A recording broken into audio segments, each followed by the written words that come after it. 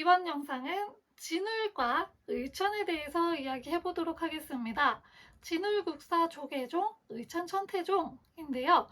이 진울과 의천은 모두 고려시대의 스님들이에요. 그래서 이번 영상은 고려 불교에 대해서 좀 이야기해 드리도록 하겠습니다. 고려시대에는 이제 국교를 불교라고 이제 할 만큼 불교가 굉장히 왕성했던 시기고요.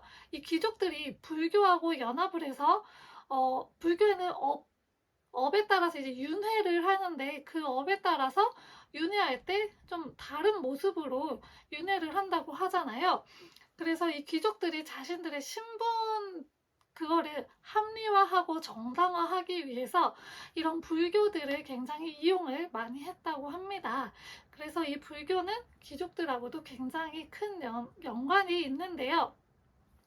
신라 말에 선종이라는 불교가 들어오게 돼요. 이 선종불교는 뭐냐면 그 이전에 있던 교종불교하고는 조금 결이 다른데요. 교종불교는 그 경전을 통해서 깨달음을 얻는 거를 말하는데, 이 경전을 통해서 깨달음을 얻기 위해서는 글씨를 읽을 줄 알아야 해요. 근데 당시에는 조선시대 세종대왕이 태어나기 전이기 때문에 다 한자로 쓰여 있었어요. 그래서 이 한자는 굉장히 어렵고 일반 서민들은 공부하기 접근성이 굉장히 좋지 않아서 귀족들만 이 한자를 알고 있었고, 그래서 경전은 귀족들만 거의 읽었는데요. 이 선종 같은 경우에는 굳이 경전을 읽지 않아도 스스로 수행을 하면 해탈의 경지에 이를 수 있다라고 해서 이 서민들에게도 환영을 받고, 그리고 누구나 부처가 될 수 있다라고 이야기를 했기 때문에 신라 말의 호족 세력들에게도 굉장한 인기가 있었어요. 이 고려는 호족에 의해서 만들어진 나라이기 때문에 선종 불교도 같이 이제 고려까지 끌고 왔는데요. 이 교종과 선종의 연합을 추구한 게 바로 오늘 진울과 의천입니다. 조금 다른 점이 있다면 진울은 선종을 중심으로 해서 교종을 통합하려고 했고요. 의천은 교종을 중심으로 선종을 통합하려고 하였습니다. 먼저 진울인데요. 진울국사 조계종이라고 하는 게 뭐냐 하면, 불교 신앙을 갖고 계신 분들은 불교 안에 여러 종파 중에 조계종이라는 종파가 있다는 거 잘 아실 거예요. 이 조계종을 창시한 사람이 바로 진울입니다. 어떻게 창시를 하게 되었냐면요. 이 당시에 이제 불교가 귀족들하고 연합을 하고 있었다고 했잖아요.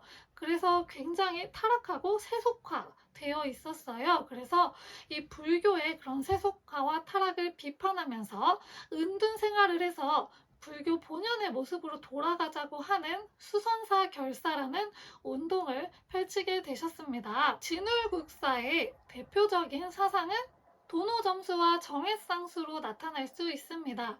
도노점수는, 도노는 이제 문득 깨닫는 거예요. 공부를 하던 아니면 어떠한 생활 속에서 깨달음을 얻어요. 도노, 깨달음을 얻어요.